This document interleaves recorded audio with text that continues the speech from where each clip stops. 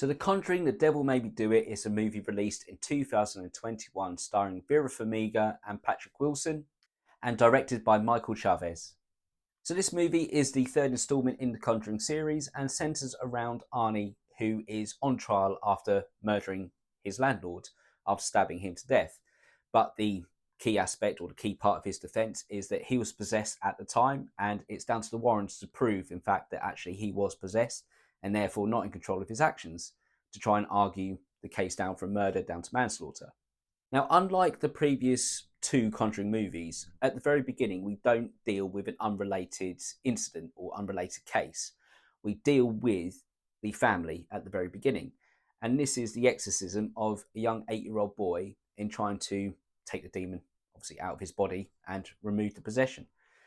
And during this time, Ed basically gets injured and suffers a heart attack. And whilst he's recovering from that and unable to do anything to stop it, Arne sacrificed himself to save the 8-year-old boy, who is the younger brother of his girlfriend. So with Arne now possessed, the demon essentially lays dormant whilst Ed is recovering in hospital. And when his landlord comes to visit Arne and his girlfriend, the demon almost takes control, but in a way that he starts to sort of tweak the way that Arne sees things. He sort of sees the landlord as a sort of threat coming towards him that he has to defend himself from, rather than just becoming evil and stabbing an innocent person. After the murder takes place, he walks out and is picked up by the cops covered in blood, and it's here that we then are faced with the trial. And what's interesting is that the defense lawyer initially doesn't believe the Warrens until the Warrens have her over for dinner, introduce her to some of the relics in their museum, and at that point she's then convinced and runs the defense that he was under possession at the time. Now, this movie is quite fascinating because it's something completely different from the other Conjuring movies that we have seen before.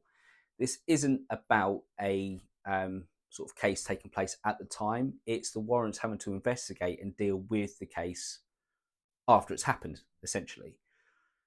So what we have is the Warrens, in their investigation, it's led to another similar incident, which almost mirrors the same details as Arnie's case.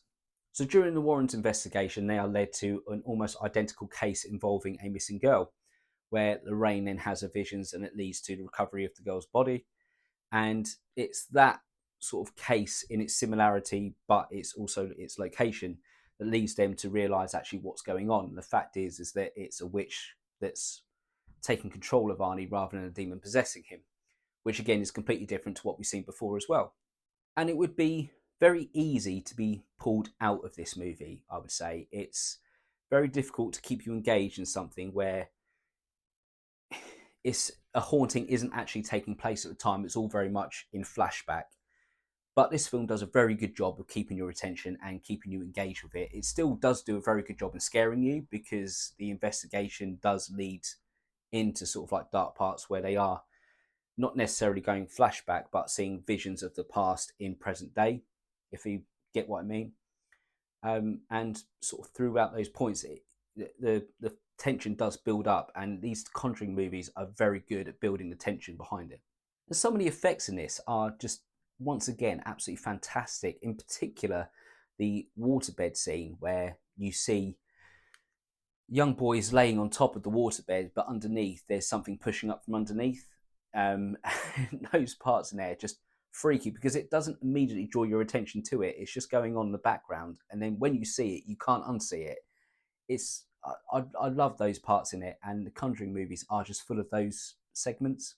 And when I say about the sort of flashback scenes taking place in present day, it blends it so nicely between, I mean, in particular, there's a scene in the woods where Lorraine is seeing the last movements of the missing girl, and Lorraine's visions mix with Ed in the present day, seeing her almost in a trance and going through the motions.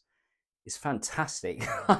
You really do see the blend of each person's perspective on it, and it's incredible to watch. And the way that the Warren, I mean, Vera Farmiga and Patrick Wilson, they are just absolutely superb on screen together. And this is the third outing where they have been together in this movie or in these roles. But their chemistry just builds and builds to the point where you generally do believe that, you know, they are a married couple. You generally do believe that they are fully devoted to each other. And it makes it even more devastating when one of them is in harm's way because you don't know how the other one will go on without them. And yeah, I mean, it's just fantastic to watch that. And the other good effect in this is the sort of illustration that someone's possessed, with the sort of the dead skin that's on their face and the milky eyes as well. They generally do look like a walking corpse, and it is really, well, it is a fantastic effect to put in there, because then obviously the audience can deviate between or identify when someone is possessed and when someone isn't. And when you see the hidden or when you see the subtle changes in somebody to sort of notice they are possessed, that's when you suddenly go, oh, something's about to go down now. And you start to build yourself up to experience the worst of what you could imagine seeing on screen. Now, this movie, it isn't as good as the previous two, and I think a lot of that comes down to the change in format, the fact that it is very much a case of retrospectively investigating a case rather than investigating as it's going on. But realistically, there isn't another way to tell this story. This is the only way you can do it. And I mean, the question I had was whether or not this was a story that really needs to be told, whether it was one that fit in with the Conjuring universe. But the high profile nature of this case, it needed to be on, it was always going to be on screen, let's be honest. And I don't think they could have done a better job in doing it. It still managed to deliver the sort of screams, it still managed to deliver the horror element behind the Conjuring franchise, but in a different way. And I really like the fact that in these movies, this one and all the other ones, there is a lore that is just slowly built up, and you start to almost get educated into this side of sort of the paranormal.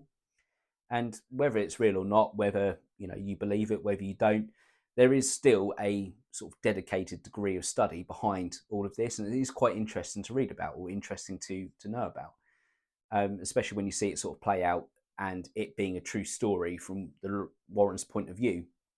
So it's almost them telling you the story that they've gone through, and all of that is fascinating to see.